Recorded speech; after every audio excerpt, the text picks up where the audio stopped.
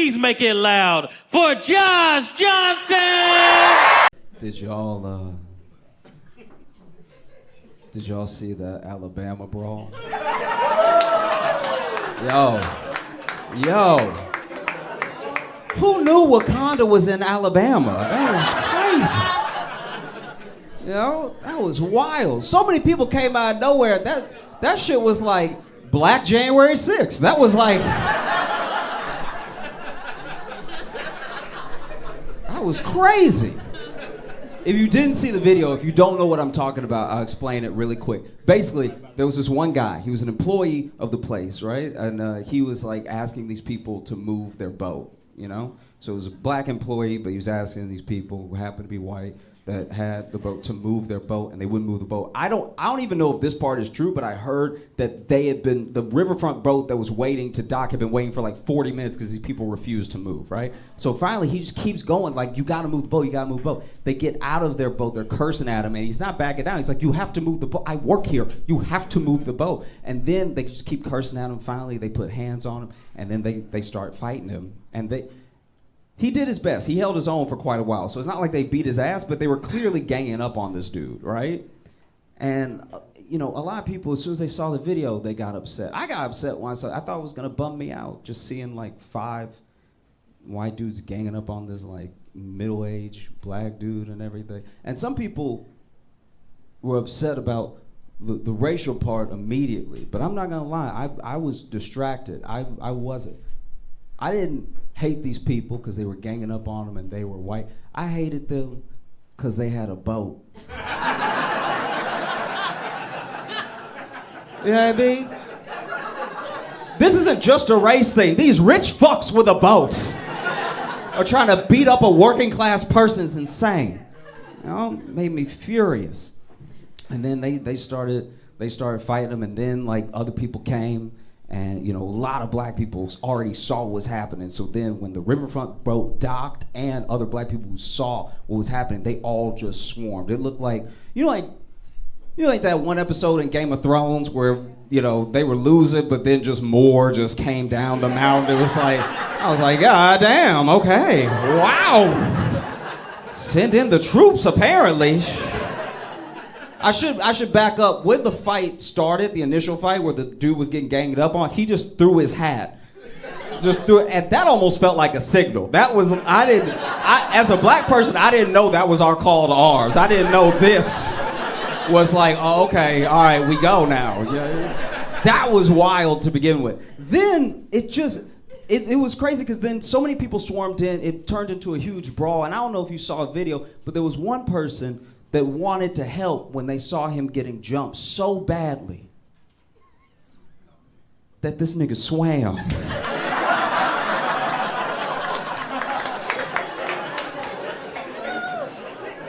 Jumped in the water. From the camera angle, we don't know where he came from. I'd like to think he came from Africa. I'd like to think he started swimming 6 weeks ago in preparation.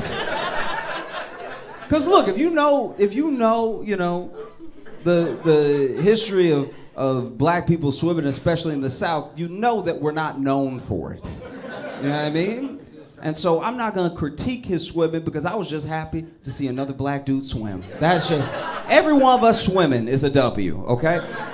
But I do have to comment, because he wasn't swimming normal. Did you see him swim? He wasn't swimming regular. This was not regular swimming, right? This man wasn't swimming to the fight. This man was punching the water till he got there. I knew he was gonna whoop ass when he got out of the water because he was... I've never seen someone punch water till they got to their location. That was so crazy. Go back and watch the video. This man... punching with horsepower. Like, I've never seen anything like it. And then he gets out of the water, starts whooping ass, everybody whooping ass and everything. So you know that those white people, when it started fighting, then started more fighting, you know they were relieved when the cops got there, but they must have been conflicted because half the cops were black. Like, that's that's a situation where even when the cops arrive, you're like, ooh, whose side are you on? Because I was kind of doing a thing before you got here. You know what I mean? Honestly, that's what's so wild. Because I think also, I've tried to put my mind in, I've tried to put myself in the mind of each person that was in the video in a way. Do you know what I mean? Because that's a terrifying thing. To get jumped is a terrifying thing. Then the person swimming. Then I'm just trying to think about every angle that I could think about it from. I'm not gonna lie. That must have been a huge surprise, because you out here ganging up on this one dude with your buddies, and then before you know it, there's just like 50 black people. That's listen. I'm telling you right now. Let's say y'all just blinked, and when you opened your eyes, there were 50 black people behind me. I'm not even saying you'd be scared, but you'd be surprised.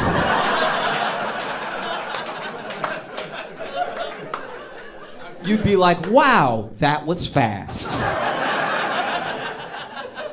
That's all you'd say. You know?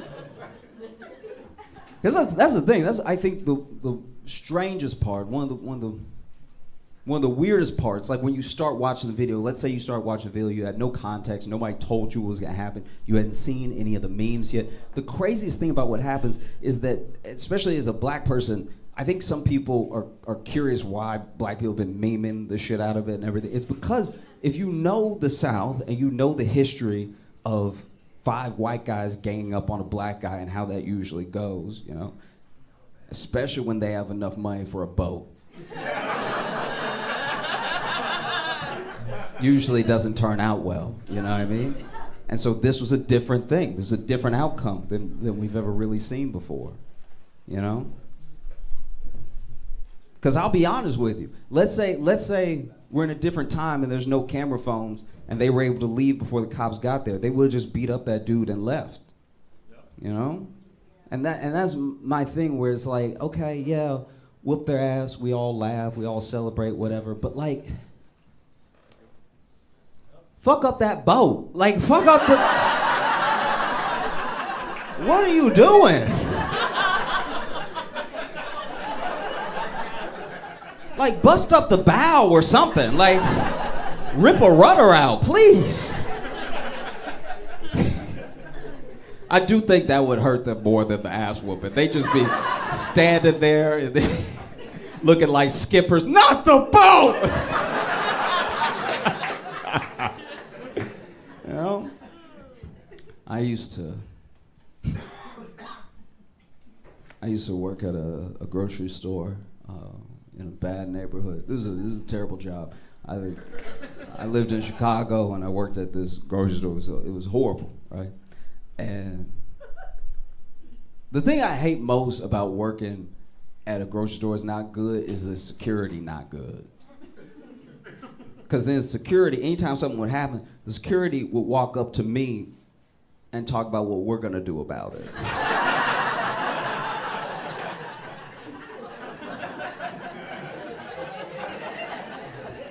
Bro, I do this.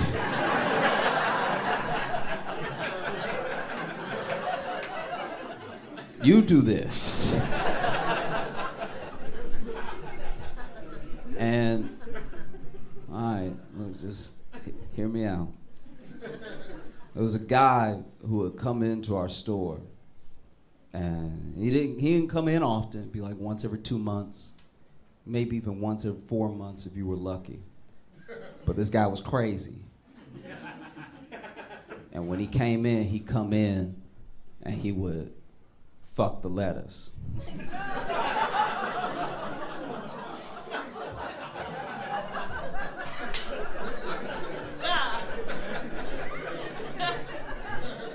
I know you're wondering how, let me explain.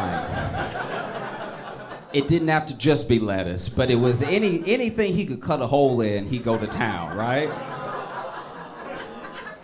I worked there. What are y'all groaning about? I had to see this. And so this dude, man, he would come in, cut a hole, go to town. Security guard come up to me.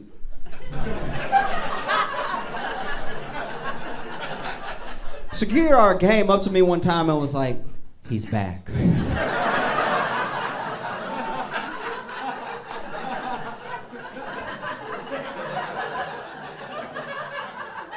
I was like, that's a you problem.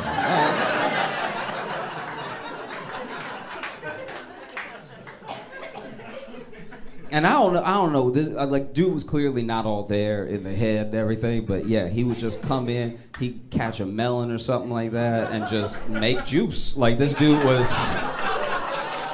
I know. But a security guard came up to me and was like, he's back, so I'm gonna need your help.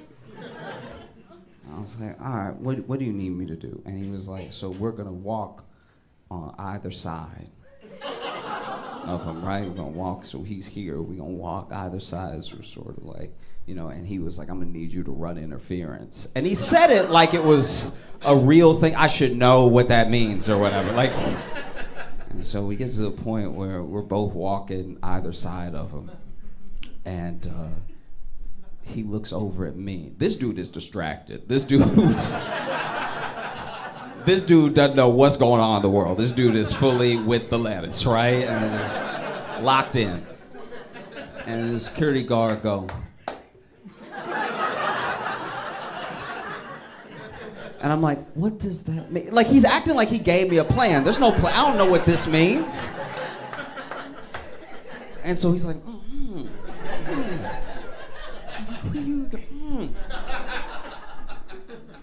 So finally, I just yell out, I'm like, hey, dude fucking the lettuce. And that dude turned around and faced me, and when he faced me, I was like, tackle him. And then he did. He tackled him. Got that dude to the ground. And you gotta give credit where credit is due, okay? You do. To the security guard and to this dude, because this dude was so hard when he got up, the lettuce was still on him. That is crazy.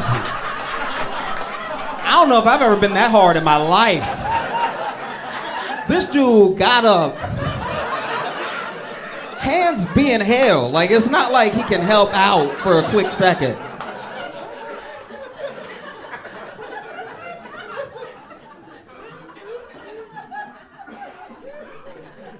Terrifying.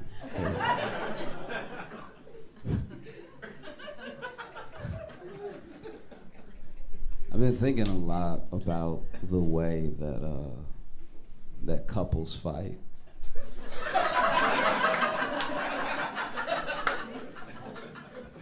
Do you know what I mean? Like the way, just the tactics we use, and like, look, I want to be clear. I truly believe this. I've even said on stage before. Everybody is doing everything. Don't like listen to people getting in your ear. Everybody's doing everything. Everybody gaslights. Everybody, you know, all this stuff like that. So I'm not saying that one thing can only be to one person with one identity. I'm just saying, like, I've just watched, and I feel like I just don't like fighting in a relationship, because I date women, and women wait.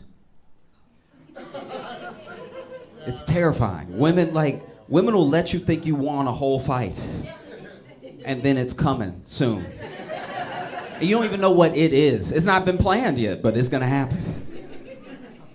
My uncle got in an argument with his wife, and I don't even know what it was about, but must have been feeling himself, because when the argument was done, he'd walk around, man of the house.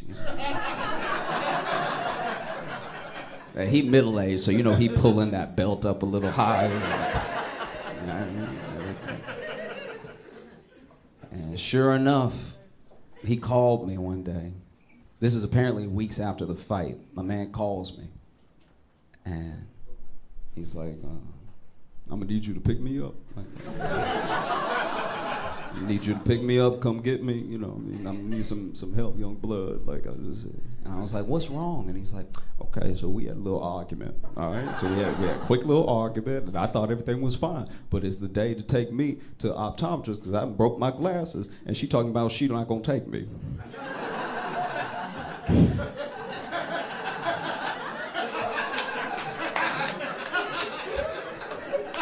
And I told her, I'm like, baby, I'm blind. Come on now. And she over here talking about you don't deserve to see. Like,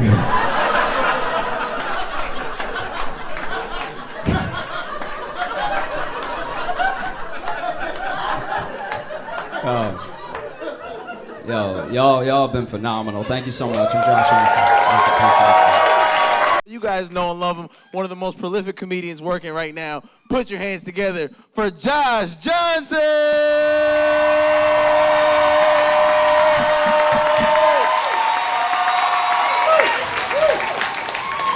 It's funny how sometimes people like enter your life without you ever meeting them. Like you don't get to know them, but you hear stories about this person through the people that you know or a friend of a friend, but then they just keep coming up and you feel like they're in your life, even though you've never met them. You wouldn't know them on the street if you saw them, right? There was a guy like that for me named Marty. I never met Marty. Wouldn't have been able to track him down if you gave me a 23andMe and a genealogy test or something like that. I knew Marty through stories, because Marty had an interesting life. This dude spent a bunch of time in France. He was American born, lived in France for a long time, learned French super fluently, and apparently he told one of his friends, this is how I heard the story, that he dreamed in French. Like he spoke English, obviously, and he lived in the States again, but his dreams would just be full of people speaking French at different points and stuff. And it came up because here in the US, he met someone and they fell in love, but she was French. So went all the way to France, didn't meet anybody. Came back here, met a French woman, right? And there was a day where Marty, he basically, in a nutshell, forgot his girlfriend's birthday. It was their first year together, so we're still like been dating some months, but hanging out all the time and everything. I said my birthday. You're supposed to remember. That's part of the relationship quiz. And it kept seeming like maybe there was a surprise waiting or he was pretending to have forgotten or something. And then he went and took a nap. Yeah, not only did you forget my birthday, you napping in my face. And then I guess when she realized that he genuinely did forget, she woke him up, and she woke him up mad. And when she was mad, she'd go straight to French, right? Because she'd be so mad she wasn't putting it in English for him. And so he woke up to his girlfriend yelling at him in French. So he thought he was still dreaming. So wakes him up. Can't believe you forget my birthday. What's wrong with you? Are you out of your mind? You over here playing in my face all day? All in French. I'm paraphrasing. And then he was squinting, real tired, and was looking up at her and just wonders, I guess, to himself, am I having a dream right now? And so he casually, while she's yelling at him, puts his finger in her mouth.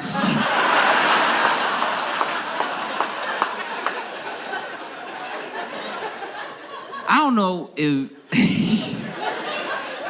you ever had somebody forget your birthday before, but you definitely have not had them put their finger in your mouth as you were letting them have it. And there was like felt like dozen funny stories like that about Marty. Marty was an interesting dude, and he just moved in different circles than me. Never met Marty or anything. But Marty got older, got married, had some kids and stuff, and then Marty got sick, and Marty had cancer. And there were some treatments that they could try, but it wasn't looking good, and his insurance wasn't gonna cover it, and he couldn't do it out of pocket, and Marty passed away. And It's crazy because one of the other things about Marty that people talked about was how he was like a good boss. It's sometimes hard to be a good boss because people don't like being bossed around. You know, like people don't enjoy someone telling them what to do, but somebody got to tell you what to do if we all work here. Do you know what I mean? Like, you can't just show up to work and be like, you figure out whatever you feel like. Nothing would get done. Like, there do need to be bosses sometimes in certain situations. It's just how you are a boss, you know? Like, there are certain managers that I've had in my life that, honestly, I had the easy job, and they still made it hell, because they were hell to be around, you know? There's nothing like having an easy job that you know is an easy job. I could do this in my sleep, but I gotta do it next to a jerk. That's the worst, you know? You know those people, got time to lean, got time to clean. And this is another thing I have to accept about bosses, I have to accept about managers. There are some jobs where genuinely, it's in the handbook, it's like part of the job. The job makes you kind of come off like, or maybe turn into a bastard. Do you know what I mean? Because there are policy handbooks of companies where if you got time to lean, you got time to clean is in the book. They just quoting. So there are some jobs where you got to be a monster to do them. And there's some jobs that make you a monster, you know? I was thinking about that when the shooting in New York happened. I know. Because for me, in case you didn't know, in case you somehow have not been on Earth, there was a shooting in New York. Basically, this dude walked up behind CEO of United Healthcare, and he shot him several times, and then he went off, right? But apparently he had been camped out there waiting. That dude walks past him. He goes, pop, pop, pop, pop, pop, pop. And then he jumps on, apparently, a city bike, which is not advisable. And then he heads over to Central Park and disappeared into the night/day, because it was day. It was broad daylight, too. That's also what felt so insane about it happening. It happened during the day. You gotta understand, there's New York day things and New York night things. We usually keep the shootings after dark. And when it happened, it shook everything up. Everyone was obsessed. The news was obsessed. The news was obsessed when it happened. The news was like, finally, we have something to talk about that's not Trump. Oh, wow. What a day. So the news talked about it all day. The news talked about it nonstop. The news would even have people on to discuss it who clearly were just finding stuff out in the moment with us on the news. They would bring the expert on and then play the clip. And then the expert would watch the clip and be like, damn, it's like you.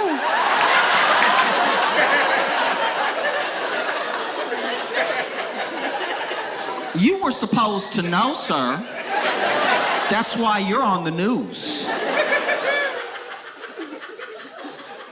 The news was absolutely obsessed, right? The news even did a thing that I've never seen before that I very much resented, because I'm just gonna be honest with you. This entire time, I'm just gonna be telling you how I feel. I'm not gonna tell you how to feel. I'm not gonna judge how anyone feels. I'm just talking about myself, right? When I saw it happen, when I saw that video footage that they played, when I saw that dude walk up and pull out a gun and point it at that CEO, I thought to myself, thank God those are white hands.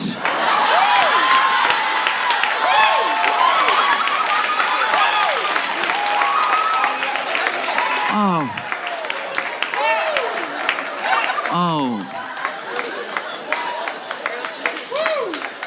When I saw those lily white hands,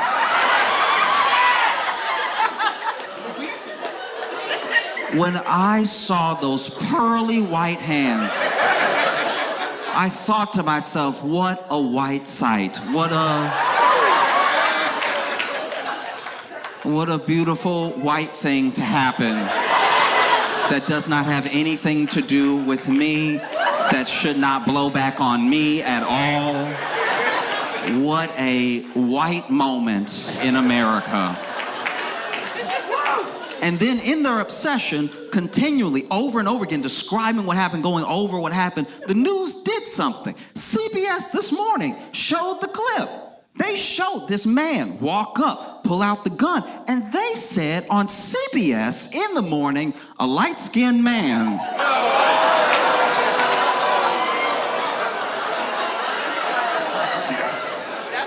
No.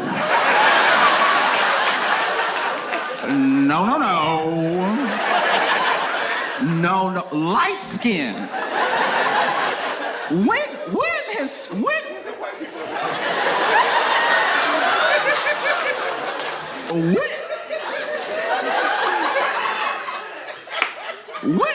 has the news ever said light skin?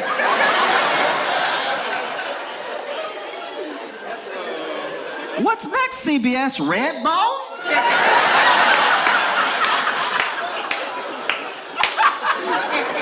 Light skin. I was horrified.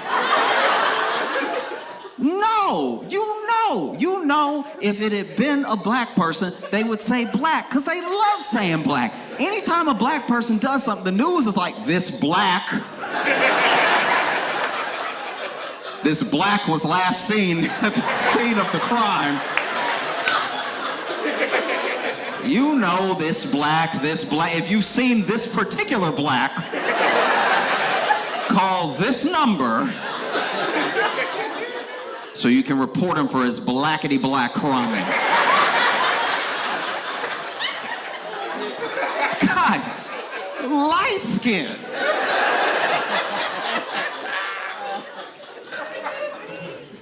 The news was obsessed with it, top to bottom. You could not watch anything else. I'm sure stuff was happening everywhere in the world, but you wouldn't know it. Just kept circling this one block in Manhattan, and people were obsessed with it. Us, were obsessed with it. It's all I heard people talking about. People who I know don't watch the news, people who I know don't really care about current events. Everybody was talking about it. Everybody was debating it on social, online. Everyone was talking about it. People were so obsessed that the backpack that the shooter was wearing sold out.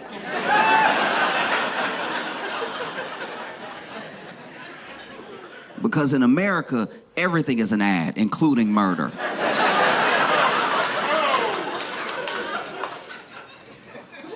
People were so obsessed. You know, like those Timothy Chalamet lookalike contests they've been having in New York? A bunch of white people got together, because they knew he was white. A bunch of white people got together in the park and all dressed like the shooter and had a shooter lookalike contest. And it's been done in comedy before. I understand. It's a joke that's well worn. White people be like this. Black people be like this. But can I just say,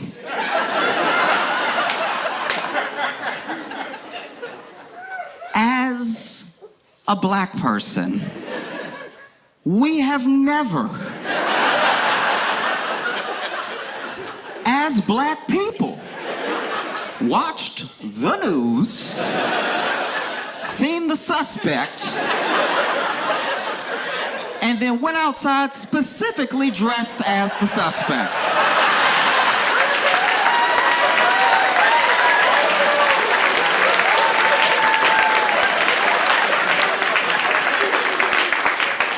We've never watched the morning, the 8 o'clock, the 10 o'clock, the midnight news and been like, oh, that's a good fit right there. Let me make sure I got it right. A red bandana. Okay, I need a red one. That's just how you can tell being white is a different experience, because these white people racially profiled themselves for fun. That was...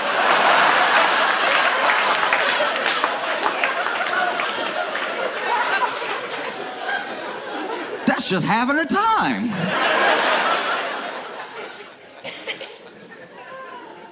So the news was obsessed, and people were obsessed, and CEOs were obsessed.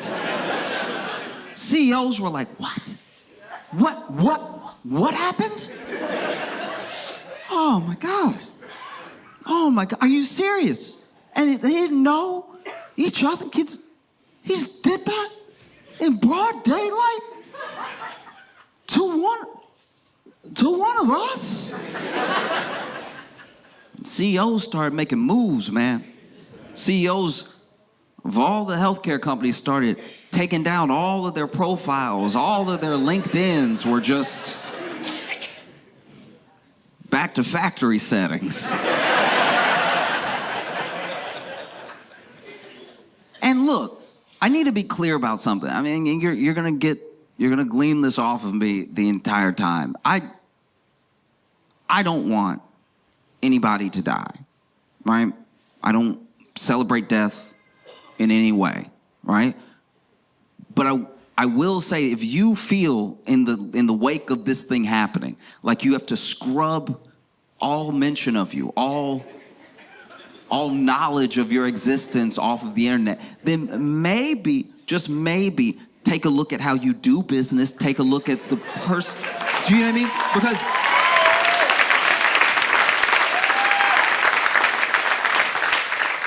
Because I've seen this thing before in a different way. Okay, so I had a buddy who, I went to his apartment for the first time, and this dude, I understand taking precautions, because that's what they will say they were doing. They were like, we don't know the motive, we don't know why this person would do this thing, we don't know who they are, we don't know if they're gonna come for one of us, so we try to protect ourselves, you know, just take everything on. And that's what this guy was doing. I went to his house for the first time, went to his place, and he had 6 locks on his door. At 6 locks, something needs to change.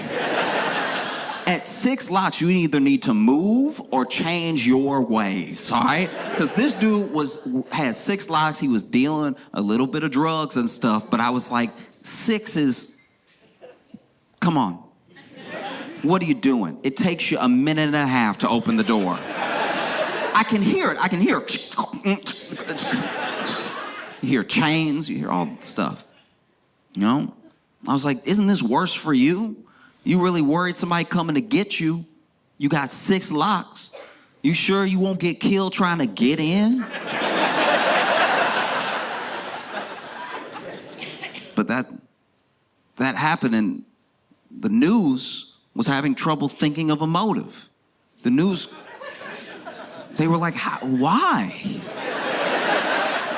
Why would anyone? Why? Who could it be? You know? Police were having trouble coming up with a motive when they went on the news. They were like, we have no idea why this individual would do something like this. CEOs could not think of a motive. They were like, but we're us. I thought everybody loved us. Everybody wants to be us. Why would somebody come after us, right? You see it on the news. And this is also, I'm not gonna lie, this is how you can tell the news is owned by billionaires. Because the news was like this devastating, terrifying, harrowing attack in New York. And I'm not saying, look, a murder did take place. I'm not saying that it couldn't have been those listed as those things. I'm just saying you're the news. Like, you are the mainstream media. You play horrific stuff all the time. You're the same news that when those pages were going off on those people in the Middle East exploding, you were like, check this out. Isn't that wild? The moment 1,000 pages went off and killed a bunch of people. You know what I mean? That same news is like, we still don't know who or why or what or how. No, police couldn't think of a motive. CEOs couldn't think of a motive. CEOs of other healthcare companies couldn't seem to think of a motive. This thing happened the same week as one of the main insurance providers was saying out loud with their full chest, "We gonna stop doing anesthesia if you take too long. You better." Which, by the way, is not up to the patient. That's also one of the most insane things about that new policy they were gonna try out. I've never had to administer anesthesia to myself. That's just heroin.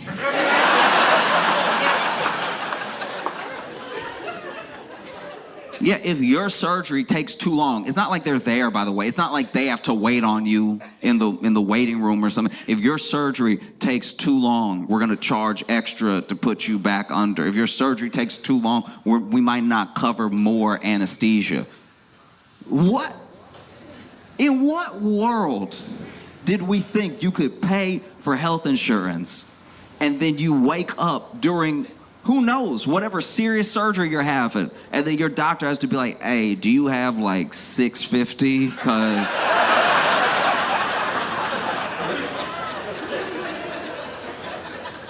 if not, look, I know you're a little groggy, but can you understand me right now? I know you're literally open, but can you understand what I'm saying? If you don't have it, that's okay. I got a stick. We can Civil War this right now." The stick is $20 though, so it's... Couldn't think of a motive, you know? And the CEOs as well, when you look at this guy, you look at this dude, I don't think anyone was ready. I don't think the news was ready. I don't think the police were ready. I don't think the rich were ready for how, like, on the shooter's side the public was. Do you know what I mean? Like, how absolutely, unequivocally on his side. Immediate. I didn't know it had happened and there were already jokes. Do you know what I mean? Immediately. You know? The people, I'm not gonna say as a whole, because I'm not gonna speak for everybody, but for the most part, were on the shooter's side. They don't know the motive. They don't know why he did this thing, but they were glad that it happened.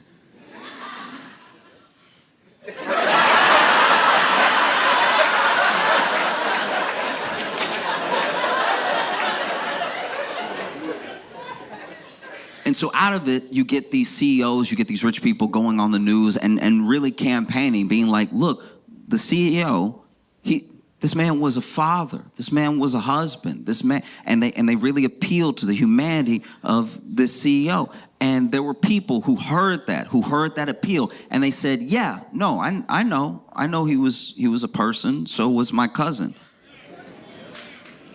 So was my brother, so was my sister, so was my friend. You know what I mean? This man had children. He leaves children behind. This is a senseless death. It did not have to happen. And it's like, yeah, no, I know about I know about avoidable deaths. You know? I'm a customer. I know people who have died these avoidable deaths because it took too long to get their medicine, took too long to get the treatment. Maybe it wasn't covered. Maybe they're on the phone forever. This man was a father. He was a husband. Okay, so was Marty. You know what I mean?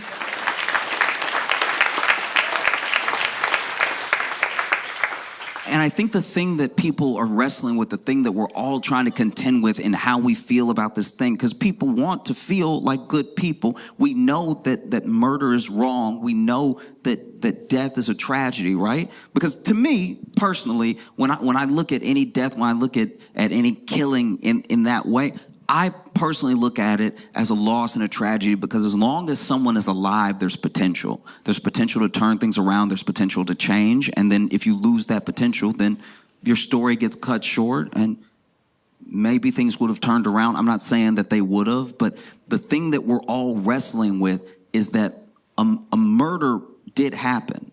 Someone killed someone in cold blood. They just didn't kill an innocent man. Do you know what I mean? That's also what feels so conflicting about it. Like, a killer killed a killer. This dude was the CEO. A lot of people died under his watch, through his policy, through what United Health does. You know? There are a lot of people that are gone, and when you can see an act happen in real time, it's very easy to look at it, be shocked by it, and call it murder. When you can spread all of the culpability, when you can spread all of the actions across thousands of individuals and a whole system, now somehow it's nobody's fault, you know? And like, you look at someone like Brian Thompson, that CEO, that dude was, to himself probably, I'm assuming, just good at his job. It's his job to make the company money. I don't know what CEO, outside of maybe like a gun manufacturer, wakes up and wants people to die. Like, I don't know. I don't know what CEO wakes up. These CEOs, they work 80-hour weeks and they don't see their families and everything, but they do it because of their obsession to succeed and to build up the company, to make the company successful, to give back to the shareholders, all the reasons they come up with. And if some people die along the way, then that sort of is what it is, right? But this dude, make no mistake, he was a killer. He was such a good killer that the company was like, damn, Brian. Damn, you cold-blooded. We need to make you CEO. Wow, you don't care. You don't care at all. Women, kids, you get them all. Wow, Brian. He got promoted the way a gang member becomes a leader, you know? You're the coldest one out here. You know? It's tough. It's really tough. It's hard. It's also hard because when you talk about it or whenever you're feeling what you're feeling, you don't want to. We're all human, but you don't want to lose your humanity. You know, like you don't want to get so spiteful that you lose some of yourself. You know, and so this dude, they're looking for him, and it's hard because the people are on his side. There's literally people dressing up as him, right? And I'm not gonna lie, I feel like some of the cops were even on his side because the cops were on a manhunt for him in Central Park and they weren't looking hard.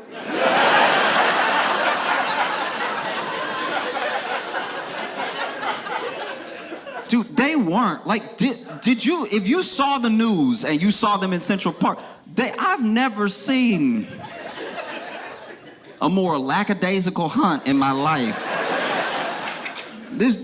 There were cops in Central Park. This is being shot. They see the camera and they know what's going on the news, and they were still like, he ain't in this bush.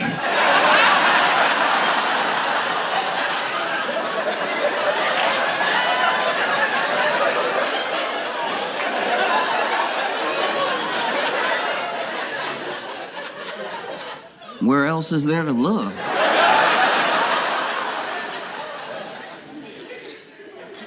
No. Oh. It's hard, you know? And it's also difficult because you want to have empathy for everybody if possible. You want to see every angle if possible. But this one is tough in a way because of what Brian was. Just a representative, by the way. That dude just is one of the dudes. Nothing changed. He's one of the dudes.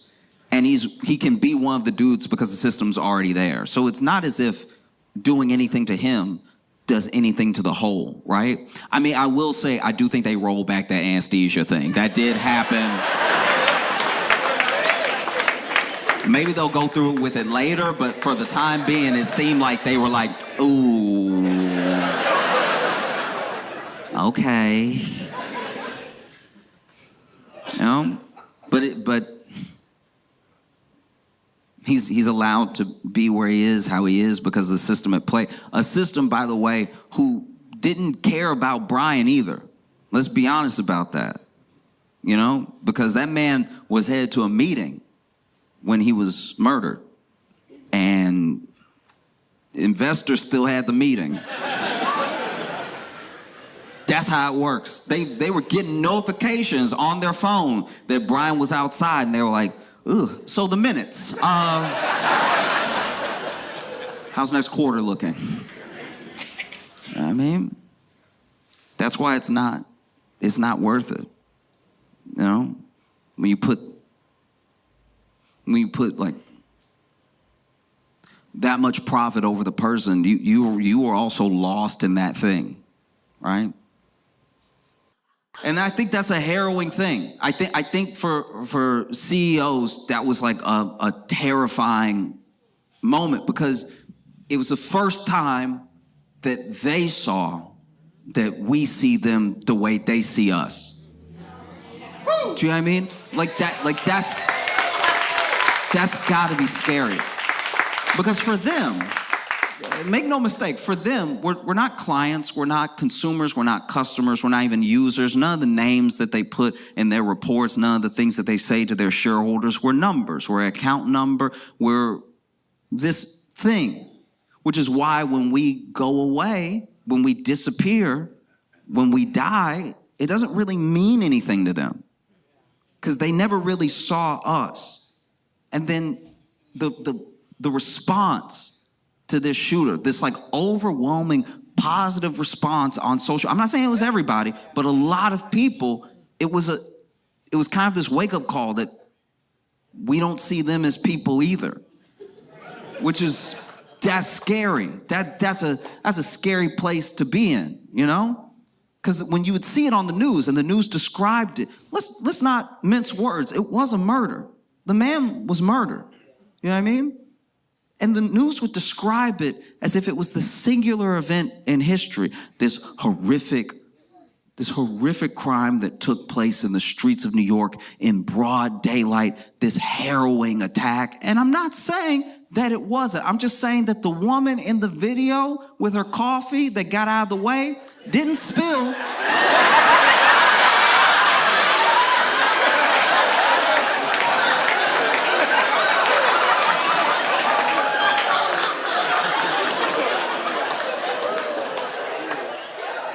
It was one of the most New York things I've ever seen.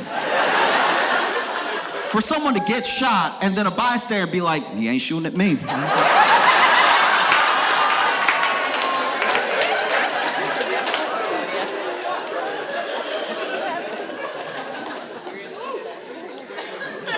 And so then they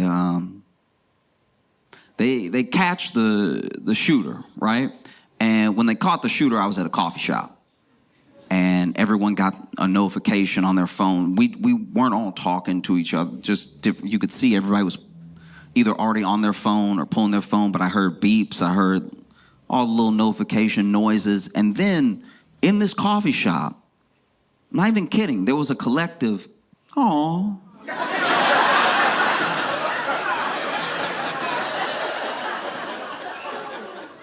Oh, that's the noise you make if the baby hippo Mudang dies.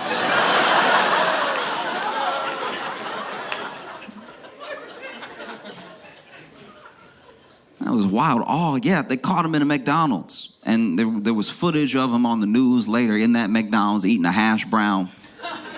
And when I saw that, I was like, what? Wait, he's eating a hash brown at McDonald's. He's eating McDonald's hash brown. So it had to be before 10:30.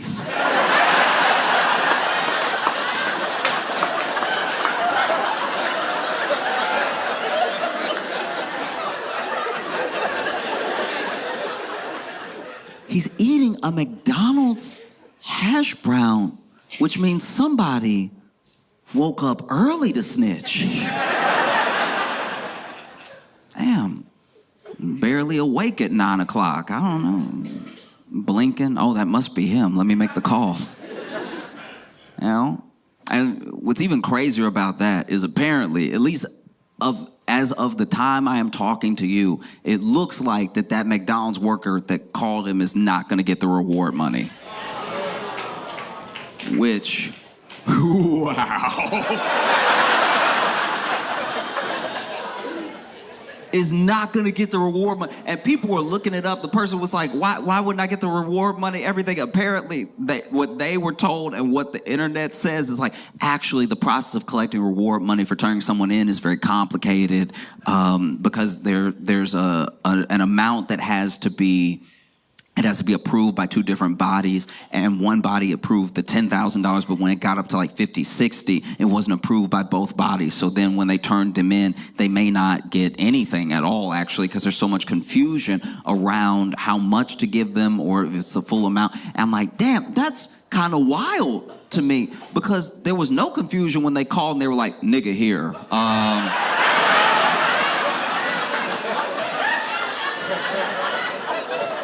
So y'all coming, or? That was very straightforward. There weren't any other things you needed to check before you came and picked them up, you know? That's why they in my opinion, they did it wrong, you know? If you're gonna call and you're gonna tell people that he's here, don't call the police right away. Get your money up. Call Blue Cross Blue Shield.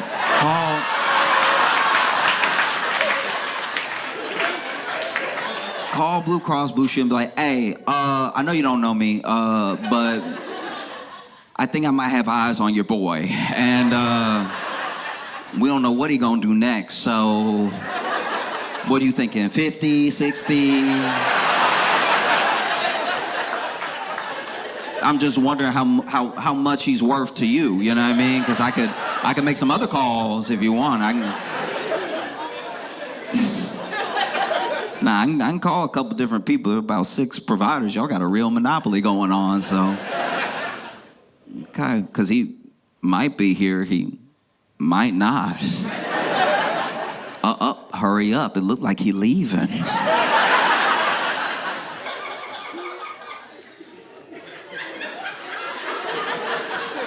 I always thought it was very straightforward. You know, there's a reward out for a fugitive, and then you turn in the fugitive and you get the reward. That's how it happens in all the Westerns. You know what I mean? But then they're like, oh, no, actually, I'm the FBI and the local police have to decide on an amount, and then there's like an arbitration process and everything. It's just so funny that, like, this whole thing happened, and then them trying to get their money just sounds like an insurance claim.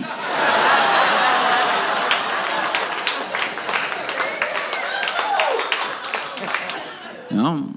So then they come and they catch the dude, and he has everything with him. He's got his backpack with him, gun in his backpack, 4 fake IDs and everything. And it's kind of wild because so many people, when the attack first happened, thought this dude must be an assassin. How do you get out of New York? This man was in Manhattan. He did a shooting, and now no one knows where to find him. In New York, a police state with surveillance everywhere. The man was on an island. And he got off, and they couldn't find him. He must be a genius. And then you find him at 10:02 in McDonald's in Altoona, Pennsylvania, with hash brown crumbs all over his face. And then people went from calling him a genius, like, oh, he's so dumb. He's the dumbest man that's ever lived. Look, I think all this proves is one thing. When you read history and you look back, some of these people, because there have been individuals out there saying, you say he's a killer, I say he's a freedom fighter. There are some people that think he's a revolutionary and everything. Let's just say this. This is proof that even when you read a history book, revolutionaries were just sort of figuring it out as they went. You know what I mean? I'm sure Che Guevara had his days where he was like, y'all, I don't know. Whatever y'all want to do, I guess.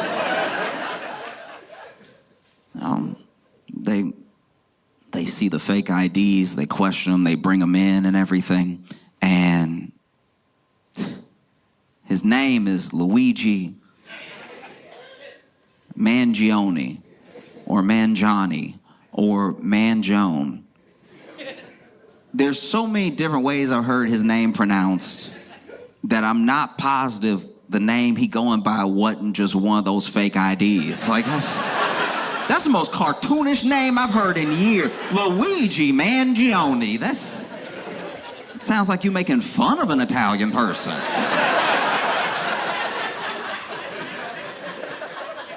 Luigi already wild. He don't even go by Luigi. And they put his picture all over the news and everything, and it turns out that he is very good looking. Like, just upsettingly good looking, almost objectively in a way. Like, crazy. Everything in its right place and everything's good. Strong eyebrows with a big smile and everything, and just all the pictures. Because you know when the news catch you, when the police catch you, they try to put up some, depending on who you are. This usually happens to black people, but it happens to white people once in a while too, where they try to find the craziest picture they can of you. And I think they tried, but it was tough work because he is a good-looking individual. Every picture looked good. He would just be with model rockets, looking like a model. Like, it was crazy. They take his mug shot, and the mug shot looked like a cologne ad. Like,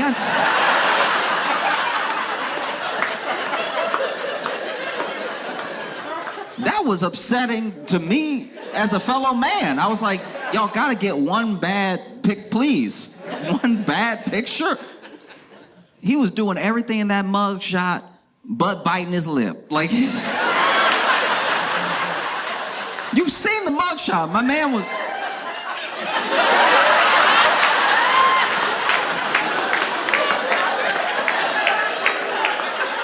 Mugshot's supposed to be simple. Mugshot's supposed to be your face and your profile. Your face and your profile. Your height. It's supposed to be very quick and easy, you know?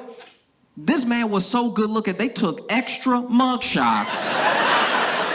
There's some that are like a little lower than him where he looking down. Like...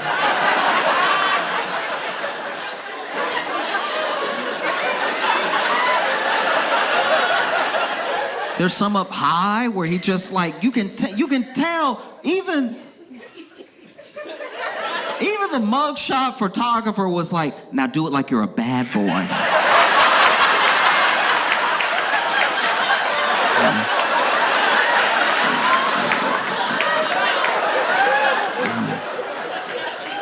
They tried so hard to get a bad picture of him that they took stills from video. They tried to take stills from video because that usually gets people. You take a still from a video and somebody was blinking weird. Okay, normally people blink with both eyes at the same time. Every once in a while, like let's say you mid-yawn or something, or you're chewing, one eye might close before the other eye. And if you catch me in this moment, I look a little off, something going on with me. And now if you tell people I killed a bunch of people, you're like, I can see it. I can see it on... That's what the other eye is hiding, is secrets. That's why it's closed like that. Okay. They tried... This man was being led to the jailhouse through what looked like a tunnel, and he getting pushed by police through a tunnel, and he's screaming. And they took stills from that, and those still looked good. Who looks good screaming? This man's getting pushed through the tunnel, yelling back at the media, going, ah, like just... I'll show you right now.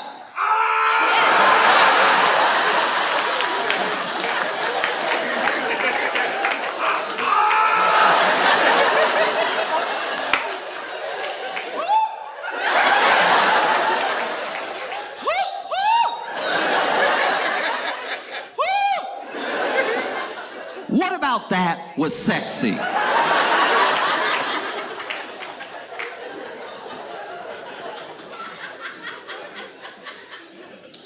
And people already thirst trapping me. We thought Ted Bundy got letters.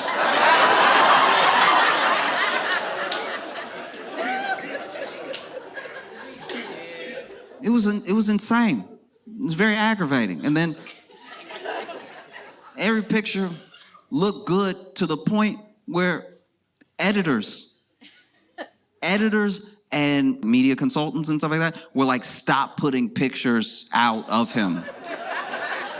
That's how good he looked. They were like, stop. You botched it. Don't put out another picture. And you could tell that the newspapers were getting aggravated because these newspapers and these media companies are owned by billionaires. Billionaires who are terrified right now of what's happening. And they see the public lauding this dude as a hero. And they're trying to get at least something. The cops literally had to tase this dude so he pissed himself so he took one bad photo. But even in that one, you're like, aw.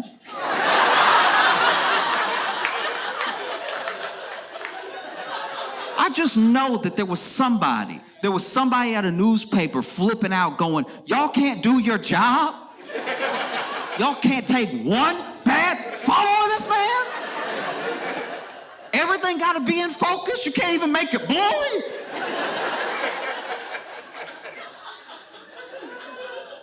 But I'm not gonna lie, when they caught that dude, I felt, everything started to come back up top, like surface level again, where I felt bad for a lot of different people, you know? I did feel bad for Brian Thompson's kids, because you don't pick who your daddy is, you know? And to a certain degree, I even felt bad for the shooter, because I'm like, you're 26, and you have money, something happened. Something happened. You're smart. You have your whole life ahead of you with all of this opportunity. You disappeared for some time, and now you do something happened, you know? But I felt especially bad, like really, really bad for women. Because finally there was a good-looking, rich, well-read man who has nothing to do with Hollywood, but he does murder some. So, you know what I mean? I could just see somebody trying to defend him. Just women defend their men too hard sometimes. Just like, he just did one.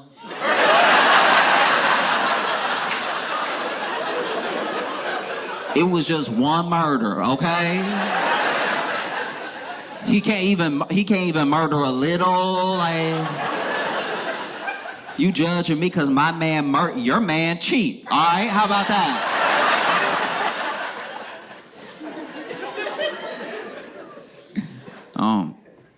Felt bad for a lot of people when it happened, when it became like surface level real again. It wasn't just this like spy crime mystery thing. It was like back down to earth with real people. I also feel very bad for anybody else who got shot that day. It's New York. A lot of people get shot in New York every day. Imagine you get shot in New York. Ow, they got me, right? And you holding it. And let's say you're an artist. So you actually do your own police sketch of your shooter. And then you hobble your way over to the police station and you put in front, like, look, that's exactly what he looked like. I had a lot of time to draw it. Can you go looking? And then the police look at you and be like, sorry, this other thing's sort of an all hands on deck. You know? But yeah, it's tough. It's tough because, you know, there was even a lot of talk about which CEOs in this whole thing were safe. Do you know what I mean? Because like healthcare CEOs were on high alert, but I'm not gonna lie, you know, Luigi, he went to Starbucks and then he did that murder and then he hopped on a city bike and he left New York and everything. If you the CEO of Starbucks, you gotta be like, oh, thank goodness.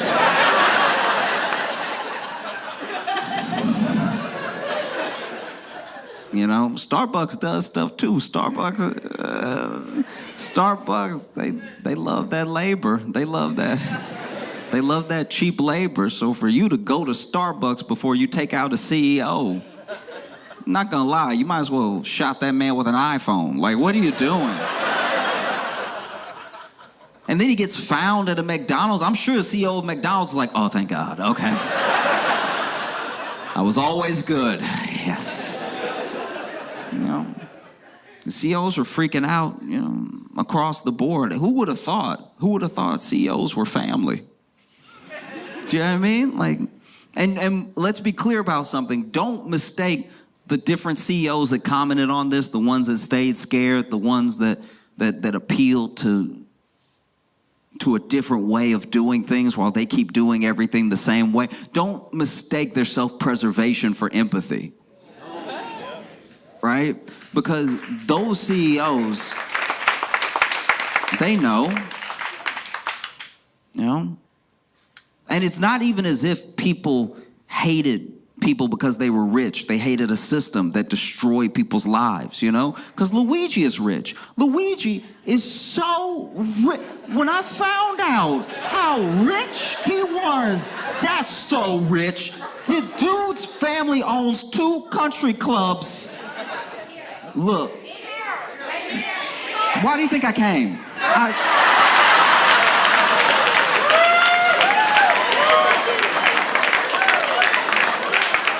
This dude's family owns 2 country clubs. This is just me outside looking in.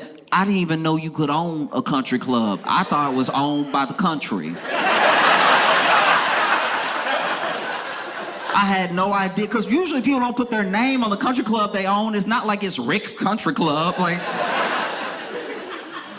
that's crazy that Luigi's family had more money than the CEO, but then the CEO comes from like humble beginnings and has more money than Luigi does personally. And so it became this whole thing where some people started turning on Luigi and then rooting for the CEO. It was odd because people got too wrapped up in the money. But for me, it's not the money specifically. It wasn't about who's rich and who has more money than who. It was about a system that destroys people's lives, you know? It was about the fact that some jobs make you a monster and there are some jobs you have to be a monster to do. You know what I mean? And so for me, I don't even care that Luigi is rich, because the people, right? The people that love that it happened, the people that didn't care that it happened, the people that just wanted some taste of revenge for how healthcare and health insurance has destroyed their life. We use healthcare and health insurance interchangeably, but I think you know what I mean, how these insurance companies take the good work of doctors, the good work of nurses, and they make it so it's inaccessible, you know? And I think that the CEOs were scared, but let's be honest, not all CEOs were scared. I'm pretty sure the CEO of Ben and Jerry slept pretty good this entire time. Yeah, like, nobody was calling for all the CEOs. Nobody wanted to get Ben or Jerry. We were both very happy with those individuals. You know? You also have a year where whistleblowers who try to stand up to power, and a system, not just like one person, right? Because that's why I think a lot of CEOs don't understand, and why a lot of news media didn't understand about how the people feel, is that there were people who tried to do things the right way. They whistle-blew, hey, this company is doing this thing. It's either putting your life in danger or it's stealing from you. And then all of a sudden, 2024 seemed to be the year of whistleblowers turning up dead. You know what I mean? Look at the Boeing whistleblower. That dude turns up dead when he's supposed to testify in the thing he already risked his life to do, and you're telling me he just mysteriously died in the parking lot of his hotel room that nobody knew he was staying at? Come on now. Come on. And then my man is blowing the whistle on a bunch of stuff we already know. He's like, the door gonna fly off. We heard.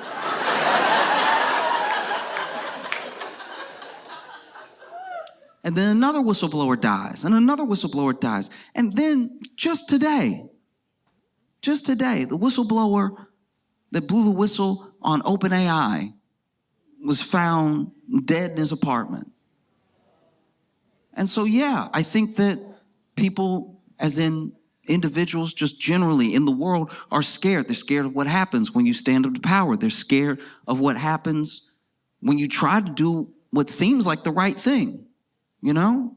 And these powerful people step in and we don't know, but it looks pretty obvious what happens.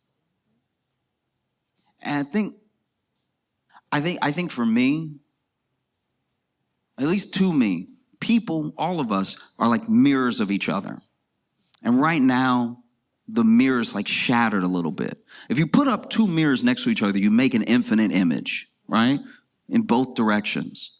But if you crack just one of the mirrors, you've cracked the whole infinite image, you know? And so the way that they see us, not as people, not as people who they should take care of because we are their customers, we are their consumers. We gave them money in good faith for insurance, for our health, and then you deny when I need something. I've been paying all this money. If I had just saved the money and put it aside, I might have enough myself. And now you're standing in the way of me and my health, and you don't think that there's going to be any blowback with that? You don't think anything is going to happen next? That's wild. We're in a time where you see like Josh Shapiro come up and be like, this guy was not a hero. Let me be clear. Sure, fair enough. I'm with you. All right. But you have to pass legislation. You have to get it through. And don't let a lobbyist sway you, and don't let a lobbyist sway your colleagues. You have to do something then. Because I cannot stress enough how scary it is, how much of an inevitability we're heading to. You know what I mean? If you look at history alone, all by itself, is a playbook for some people, is a cautionary tale for other people. I think a lot of the answer to what we're facing is in history. It's in Versailles. And when you read the history of Versailles, you read the history of French Revolution, it's very apparent that, you know, whether it's police, whether it's an army, guards, whatever it is, they protect the powerful, not the people. You know, and the only reason that the people won in the French Revolution, in my opinion, is because the army's guns took like a Seinfeld episode to reload. Like, say, yeah, you can probably get them up out of there real quick.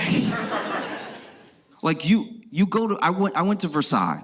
I went there and it is beautiful. It's a testament. It's a monument to like what people can accomplish, but it's all one man's wealth. You know, it's all for the king. But the gardens are beautiful. Inside is beautiful. The mirrors, everything. It's decadent. It's when I walked in, I was like, wow, I get how this can happen. I get how you could have everything in the world and you want to make something like this and it's still not enough. You want to add to it. You want to build more, build better. You see the king's bedroom. You see where Marie Antoinette, her, it's like you see so much. And then you walk through the thing and you also are like, oh yeah, I can also see how if you were hungry enough and you broke in here and you saw what they did, you would probably grab everybody.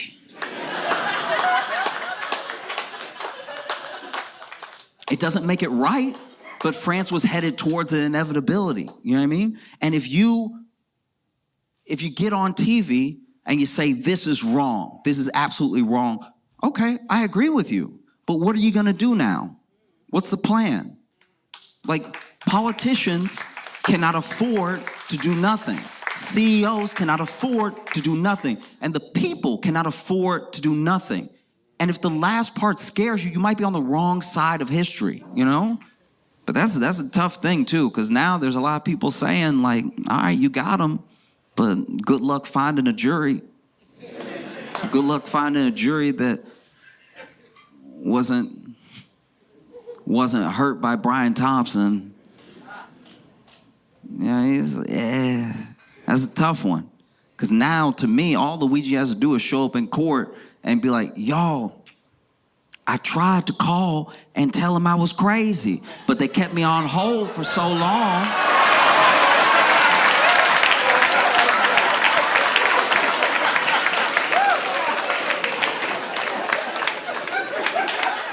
They kept me on hold for so long, I figured maybe I'll just go talk to him personally.